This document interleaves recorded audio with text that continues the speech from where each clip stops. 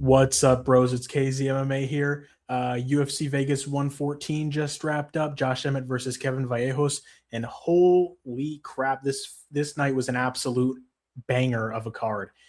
Completely destroyed UFC 326 in terms of entertainment value. We had sick fights, sick knockouts, sick wars. And yeah, man, overall, can we stop going out of focus, please? Yeah, overall, this was a badass night of fights. I'm going to go ahead and recap it from the bottom to the top. But just to get right into it, Kevin Vallejos, oh my God, absolutely destroys Josh Emmett. 43 strikes to 3 strikes from Josh Emmett. Josh Emmett had absolutely no success here in this fight. Kevin Vallejos, from the start of the fight, just came out looking really good early, was measuring the distance well. Josh Emmett was kind of circling around on the outside, just trying to land that big meaty hook that he's got. But Kevin Vallejos was able to stay measured, stay composed, ended up just piecing up Josh Emmett as long as the fight lasted, hit him with a nice right hand right down the middle, and then left hook to follow up and drop Josh Emmett. He dropped him before that. It was like with another right hand, Josh Emmett was able to scramble up, but then it was that right hand left hook that really hurt Josh Emmett from Kevin Vallejos. And then he was landing some nasty ground and pound on him, was able to, just keep the pressure on him, didn't let Josh Emmett get up. I thought it might have been stopped right here as he was landing the ground and pound, but Josh Emmett was able to work his way back up to the feet. He's kind of like curled up into a ball against the side of the cage. Not really like Anthony Smith, but he was on his feet at least. And Kevin Vallejos was just landing these big elbows, big knees. Josh Emmett just didn't really have any success in this fight whatsoever. Kevin Vallejos went out there, looked every part of a minus 700 favorite here. Just completely destroyed him. Josh Emmett had little to no success in this fight. He looked every bit of 41 years old. And yeah, man, the sky is the limit for Kevin Vallejos. I want to see him go ahead and rematch, probably potentially John Silva. He called out Aljamain Sterling, Yair Rodriguez. Yair Rodriguez never fights anybody, so I don't really know if we're going to see that. But overall, your boy went 13-1 on picks for this card.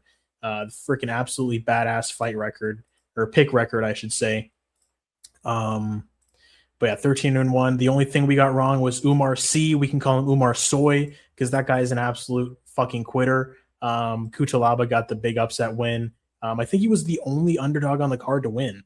But yeah, Ion Cutelaba, sick-ass underdog win, beat Oumar Sy, and get Oumar Sy out of the UFC because he sold my parlay. I mean, I guess, Delgado didn't get the KO, so the KZ cycle was kind of, we only hit one leg with Myktybek Orolbai, but it is what it is. Let me go ahead and start from the very bottom of this card. Kevin Vallejos gets the $100,000 bonus, and justifiably so. He deserved it. That was a sick-ass fight.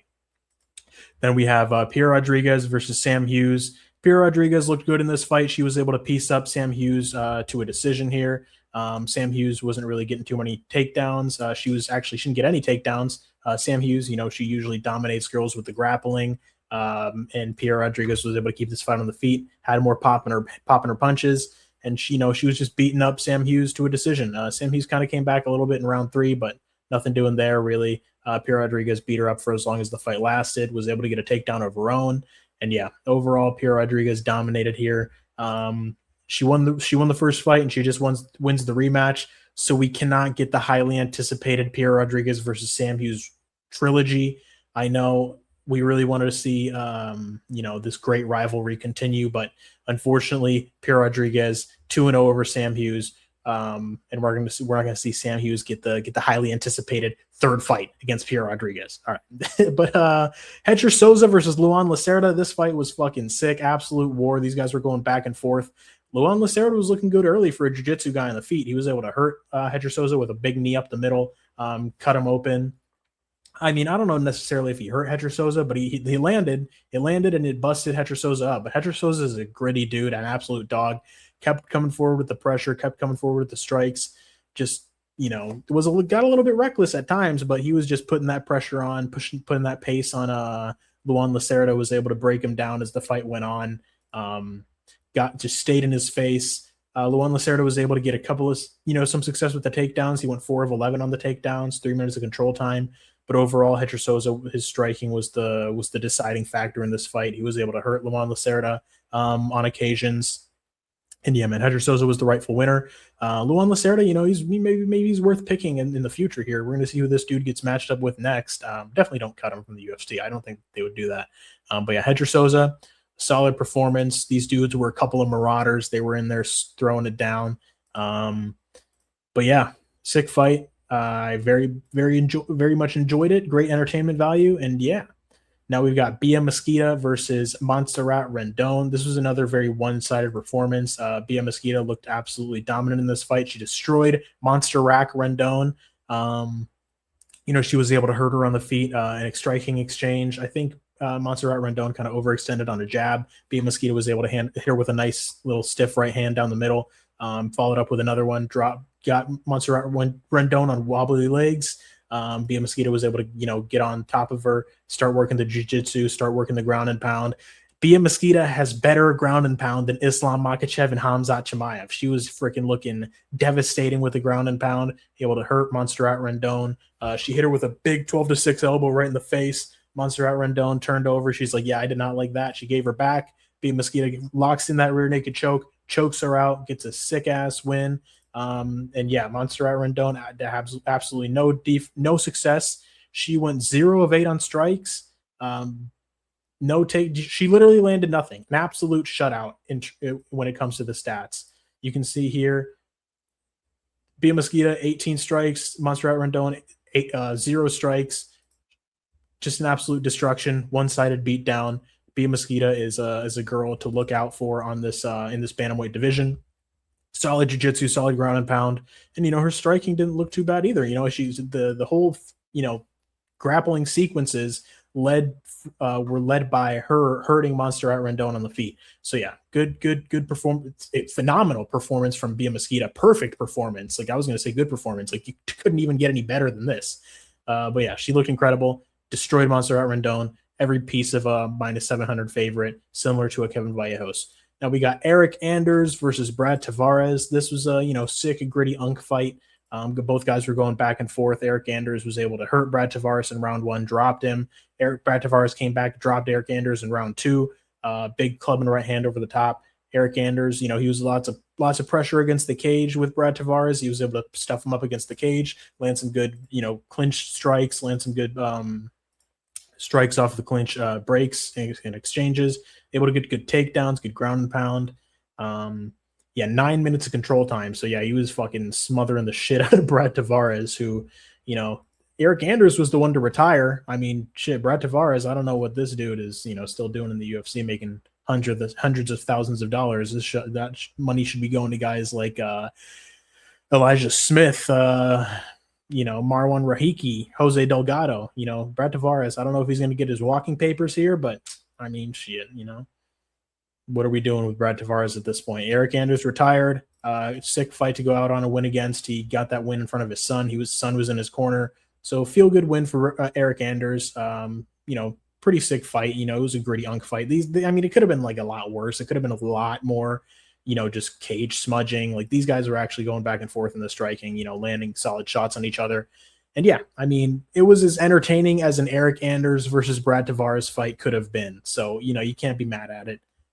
Pretty sick fight, all things considered.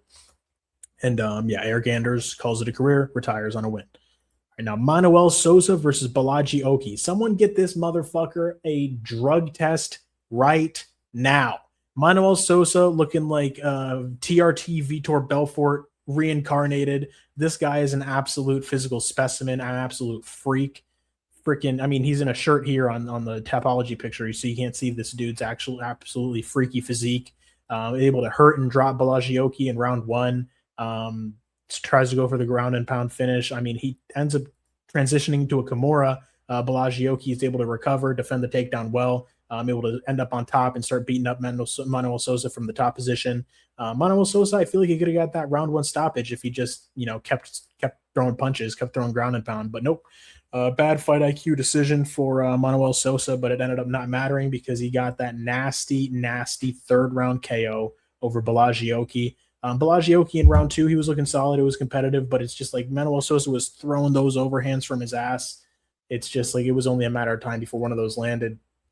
And then Bolaji Oki kind of slowing down in round 3, starting to get pieced up, starting to get hurt. Manoel Sosa and his freaking PED punches just keep pressuring forward. This guy's like got 300 pounds of muscle on. I mean, he's a 155er. This guy's like 180 pounds of muscle on him. He's not getting tired. He's just coming forward in round 3, throwing these big shots. Grabs Bolaji's lead hand, his left hand, and then he didn't grab his glove. I thought he grabbed his glove at first. I was like, this fucking cheater. Can I stop going out of focus, please? All right, and then yeah.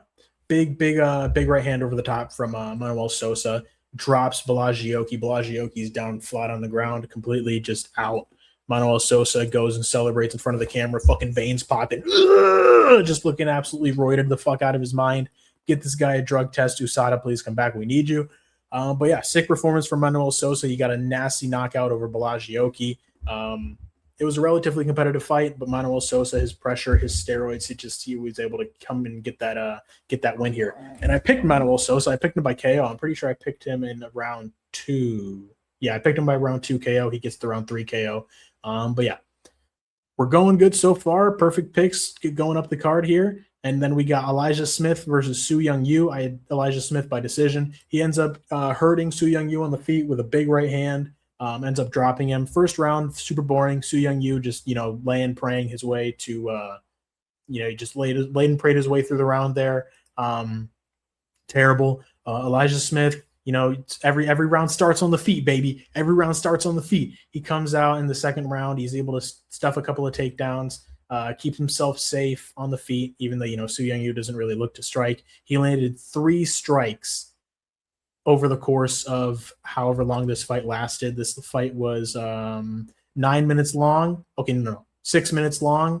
And Su Young Yu landed 3 strikes. He got 2 minutes and 42 seconds of control time, landed 3 strikes. Get the fuck out of here with that bullshit-ass fighting style, Su Young Yu. You love to see guys like this get finished. You hate to see people win by hugging to a decision, like Hamza Chimaev, Charles Oliveira, Islam Makhachev, Rafael Estevan, Pat Sabatini, and the list goes on. Jailton Almeida, who justifiably got cut from the UFC, but that's not what this is about. We saw this freaking idiot get finished, and you love to see it. Elijah Smith drops him with a solid right hand on the feet, ends up wrapping his neck up, chokes him out. So Young Yu taps out, and you love to see it. Great win from Elijah Smith. He's only 23 years old, so sky's the limit for this kid, just like Kevin Vallejos. We're going to see Elijah Smith, keep working his way up into these rankings. Maybe a top 15 guy next. I don't know. I'd like to see Elijah Smith versus Raul Rosas Jr. Let Elijah Smith beat this freaking Chewies up. Let's see it. But yeah, sick win for Elijah Smith. Su Young Yu, get that trash fighting style out of here. Vitor Petrino versus Steven Asplund. This was an absolute banger. These guys were going back and forth, beating each other the fuck up. Steven Asplund's takedown defense was looking solid, man. He was able to keep this fight on the feet. Vitor Petrino, he shot hard, and he really, really, really was trying to get Asplund down in that first round. Asplund, he was looking athletic. He was looking like, he had good balance. He wasn't just like a fat, sloppy guy that you can just take him down easy. Like he was scrambling on the feet. Like he was like on one foot. He was hopping up around. He was hopping around, keeping that Vitor off of him, sprawling well.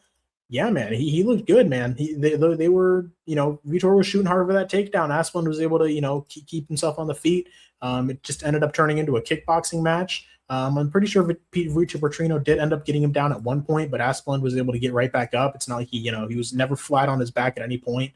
Doesn't even count a takedown for Vitor Petrino. So yeah, it was just like he kind of dropped Asplund down to like his knees. Asplund was up against the cage, got right back up. So yeah, this was mainly a kickboxing fight. These guys were going back and forth. Asplund was able to drop him once. I thought it was 2 times that he dropped him, but Asplund dropped him in round 1. Thought he dropped him again in round 2, but maybe according to the stats, he didn't. Vitor Petrino was able to, Asplund was busted up, man. He was super, just face was a mess. Vitor Petrino, he was landing his jab on him. He was landing these big right hands. Asplund would kind of hurt him. He would rock him, and then Vitor Petrino would come back, throw like a big flurry of punches. A lot of them would land. And yeah, man, these guys were just going to war. This was a sick-ass heavyweight fight. Not a slop fest. Both guys were gassed and tired by the end. But, I mean, they fought hard. It's not like, they were gassed after round 1. This was a solid-paced fight for heavyweights. Vitor Petrino was through 161 strikes, landed 92. Steven Asplund went through 158 strikes, landed 61. So Vitor Petrino was the more accurate guy. Great performance from Vitor Petrino, all things considered. I mean, Asplund, he's fucking tough, man. He's tough as shit. He got busted up in this fight, but everyone thought like, okay, Asplund is either going to get the KO after Vitor Petrino gasses out, or Vitor Petrino is going to get him down, completely expose his ground game, submit him, beat him up. I had Vitor Petrino by submission. He ends up getting the decision win. But yeah, Asplund looked good, man. Asplund looked really good. Vitor Petrino looked good too. Solid heavyweight war. You love to see it. But yeah, Asplund 28 or Asplund 27, Vitor Petrino 28. Couple of young guns here in the heavyweight division. The future is bright for both of them, so I'm looking forward to seeing their next fights. Yeah, man. Moving on, we got Myktybek Orolbai versus Chris Curtis. Orolbai broke the welterweight takedown record. He got 19 takedowns, absolutely wrestle fucked the shit out of Chris Curtis. Chris Curtis, typical like he's just kind of whining and crying about it. At one point Orolbai did like hit him in the back of the head, which is like, come on now, you fucking caveman. But Chris Curtis, you just got to quit acting like a victim in there, and you got to actually just keep fighting. You just don't turn your head into his punches, because Chris Curtis was just kind of like doing that, like, oh, he's hitting me in the back of the head, turning his head just so he would get hit in the back of his head. But yeah, you got to get up, you got to fight the hands. Myktybek Orolbai was just the busier guy. He was just wrestling the shit out of him, throwing a lot of strikes for the most part, solid ground and pound, good submission attempts. But yeah, Myktybek Orolbai, 12 minutes and 33 seconds of control time. So he just absolutely smothered the shit out of Chris Curtis. Chris Curtis just did not have any success in this fight whatsoever, really. At no moment was it like, oh man, Chris hurt him. Chris hit him with a solid shot. It was just, no, it was Myktybek Orolbai all day. Myktybek 10,000 BC Orolbai is going to go celebrate with his pet mammoth, eat a saber-toothed tiger steak. And Myktybek Orolbai gets his, in the UFC, I think his third win in the UFC division here. In the 170-pound division, I meant to say. The UFC 170-pound division. Myktybek Orolbai at welterweight is a problem. He looked like welterweight Khabib, welterweight Merab out there with the wrestling pressure, taking Chris Curtis down, beating him up. And yeah, Chris Curtis, not too sure where he goes from here. But yeah, Myktybek Orolbai, only 20 years old. He's going to keep going. He's going to keep looking great. And yeah, I'm excited to see his next fight here, wrestling the shit out of Chris Curtis. And, I would have called this a boring fight, but he was in my parlay, and I won some money on Myktybek Orolbai, so I'm not that mad at it. All right. Yes, I'm biased when I have money on these wrestlers. I would just rather them fucking wrestle fuck to a decision than to lose. So Charles Johnson versus Bruno Silva. This was a very close fight. A lot of people ended up calling this a robbery. A lot of people had Bruno Silva. This was a split decision. These guys were going back and forth. Very, very close fight. Charles Johnson in round 1 landed 18 strikes. Bruno Silva landed 12. Charles Johnson in round 2 landed 33 strikes. Bruno Silva landed 27. And then in round 3, Charles Johnson landed 34 strikes. Bruno Silva landed 34 strikes. So these guys were neck and neck. I guess you could say Charles Johnson, based on the numbers, won rounds 1 and 2. I think I gave him round 3. It's just this fight, these guys were going back and forth. Like it was an absolute war between these two. These guys were neck and neck with the strikes. Bruno Silva had some solid cage control up against the fence in round. Let me see. Jesus Christ. Like this is like a fight. Yeah, he had overall in all the rounds, Bruno Silva had these moments of clinching Charles Johnson up against the cage. 53 seconds of control time in round 1, a minute in round 2, another minute in round 3. So yeah, Bruno Silva. I don't know if I would call this a robbery. I picked Charles Johnson, so I'm a little bit biased there. But if it went to Bruno Silva, I wouldn't have been like, oh man, what the fuck? This was a fight that could have gone either way. These guys were going back and forth, landing solid strikes on each other. Dude, I have no idea how the fuck Charles Johnson knocked out Loner Kavanaugh and Joshua Van. He looked pillow-handed in this fight. I don't know what it is, but it's just I guess Bruno Silva is just tough as shit. But yeah, both guys, they fought hard. I don't know what's next for either one of them. Charles Johnson, he called for the Brandon Royval rematch. I don't hate it. I don't hate it. And Brandon Royval getting knocked out by Manoel Cop needs to, maybe, step down in competition, get a nice comeback win. But it's not like Brandon Royval is bad by any means. Manoel Cop just caught him with a perfect punch, looked like a monster. But yeah, close fight between these two. Split decision goes to Charles Johnson. But yeah, razor close fight. These guys had a solid kickboxing match, and you love to see it. Ion Cutelaba versus Oumar Sy. Bro, Oumar Sy, like the whole stereotype with the French being pussies completely applies to this fucking guy, Oumar Sy. Jesus Christ. Like, he got absolutely like just intimidated and bitched by Alonzo Menafield. Same thing happened with Ion Cutelaba. Ion Cutelaba was able to take him down. He stayed on top. Oumar Sy was kind of like looking for a heel hook submission. Ion Cutelaba was, posturing up above him, landing some solid ground and pound. But Ion Cutelaba, like, he looked good in this fight. He was landing solid strikes on top of Oumar Sy. Oumar Sy tries to build back up and shoot a takedown on Cutelaba. Cutelaba ends up wrapping his neck up into a guillotine, and then ends up converting it into like he gets into full mount with the guillotine. Oumar Sy's tapping like tapping like fucking with both hands like his like 50 times like, oh my god, like, bro, Oumar Sy, get the fuck out of the UFC, bro. Like, this fucking guy, I would have swept the card if it wasn't for this French little fucking vagina. I had Oumar Sy submission round 1. He ends up getting submitted in round 1. I should have picked Cutelaba, bro. Like, I knew that Oumar Sy was soft. I knew it. I knew that like Ion Cutelaba could have intimidated this guy. I knew that he could have beaten him. I should have picked him.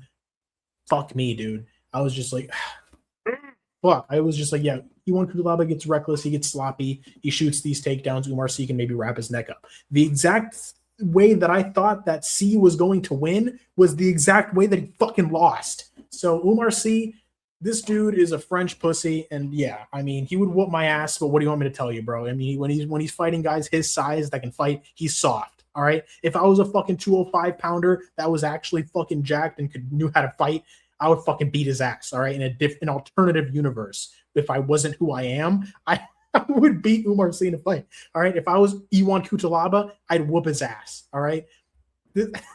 What the fuck? I don't know what the fuck I'm talking about, but I'm just pissed off that I didn't sweep the card because of this fucking little fucking French croissant eating fuck. All right. But yeah, good win for Ion Cutelaba. Got a sick upset.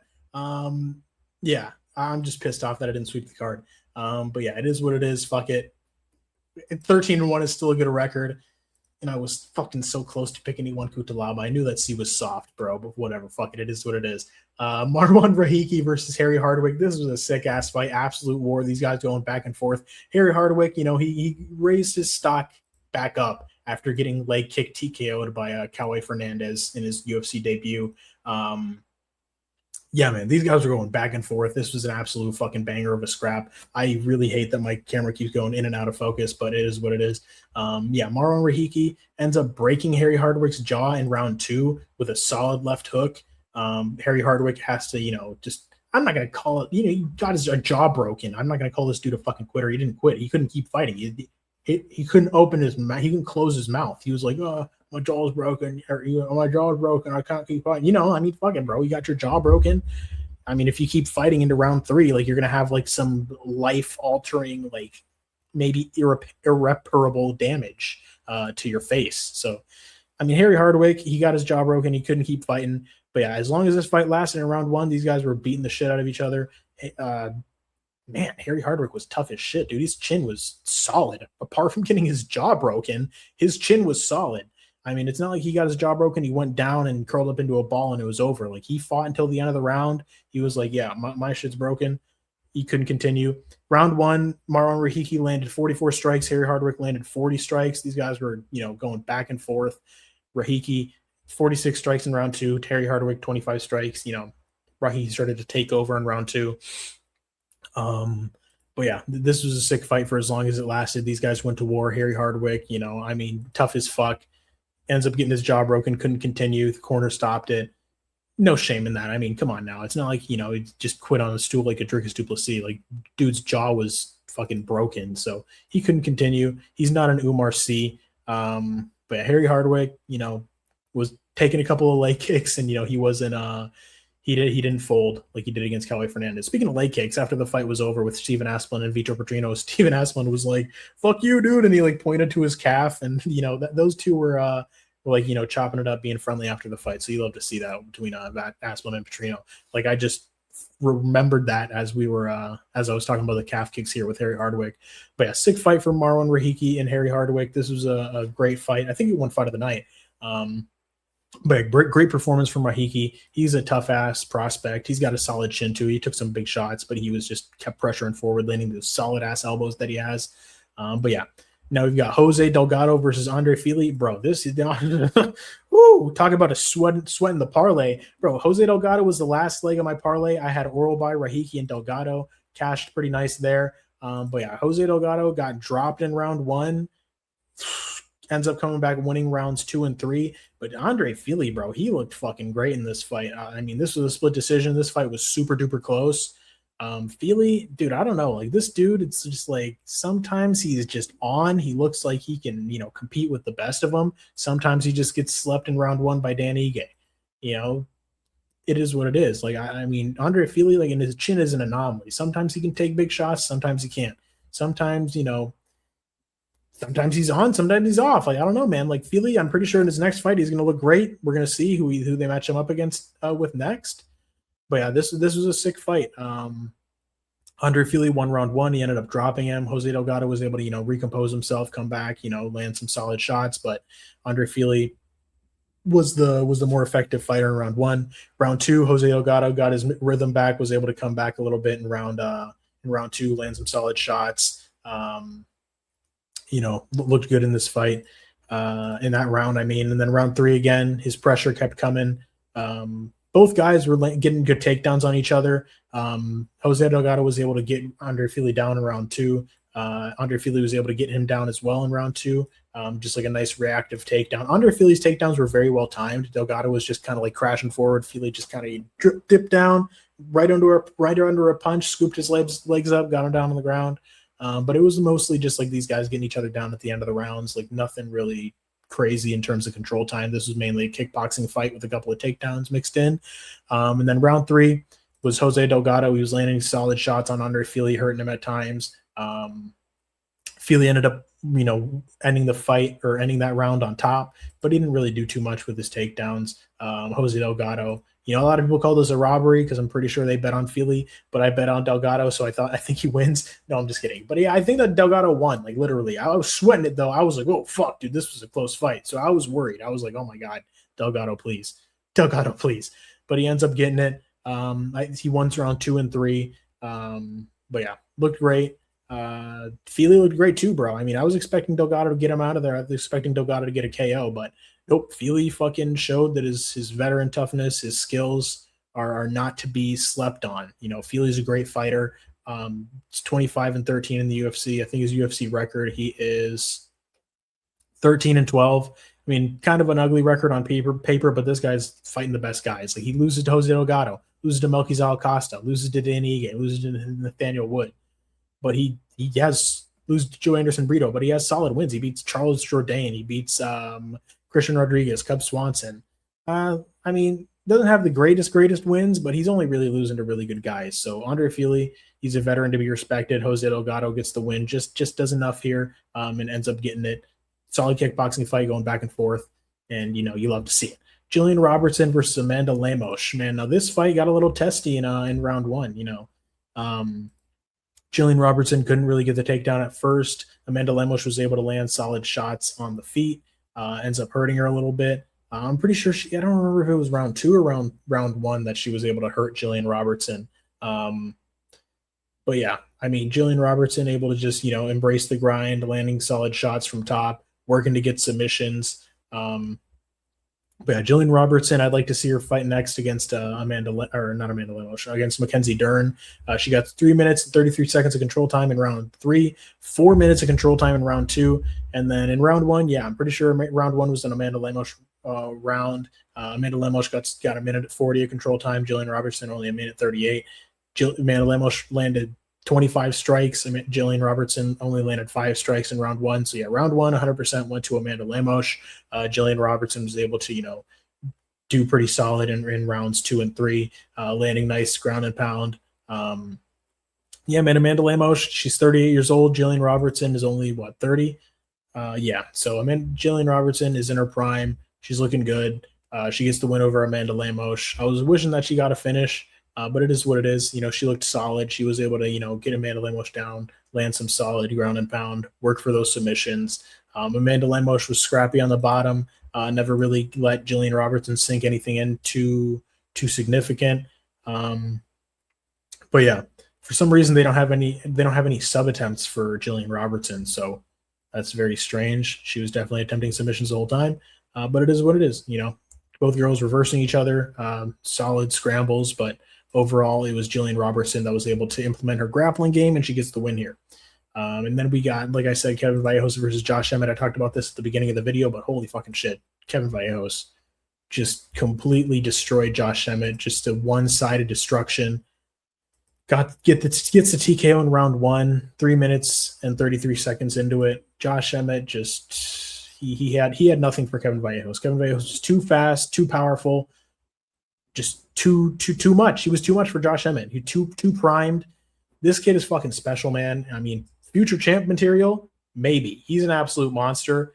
He just completely destroyed Josh Emmett, got him out of there in round 1. Something that Ilia Topuria was not able to do. They fought to a decision.